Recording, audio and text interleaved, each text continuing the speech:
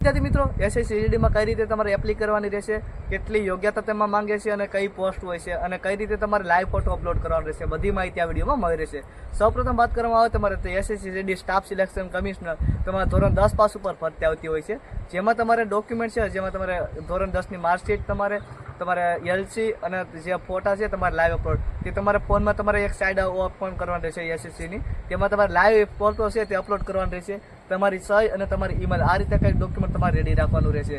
હવે તેમાં વાત કરવામાં આવે તો કઈ પોસ્ટ હોય છે, જેમાં એસએસબી હોય છે, બીસીએસએફ હોય છે, સીઆઈએસએફ હોય, સીઆરપીએફ હોય અને આસામ રાઇફલ હોય છે અને એસએસબી, તે અલગ અલગ પોસ્ટ હોય છે. હવે તેમાં અલગ અલગ પોસ્ટમાં તમે પ્રિપેરેશન કરી શકો છો અને યોગ્યતા ધોરણ 10 પાસ છે, ડોક્યુમેન્ટ પણ તમને જણાવી દીધું છે. આ રીતે તમે છે તે એસએસસી સ્ટાફ સિલેક્શન સબમિશનમાં તમે ફોર્મ ભરી શકો છો. તો વિડીયો પસંદ લાઈક કરજો અને હમણાં તેની ભરતી પણ આવવાની છે, તેને માટે નોટિફિકેશન ઓન રાખજો, જેથી તમને છે તે આ માહિતી તરત જ મળતી રહે, અપડેટ આવે એટલે. તો મળી છે બીજા વિડીયોમાં, ત્યાં લગી બધા મિત્રોને જય હિન્દ.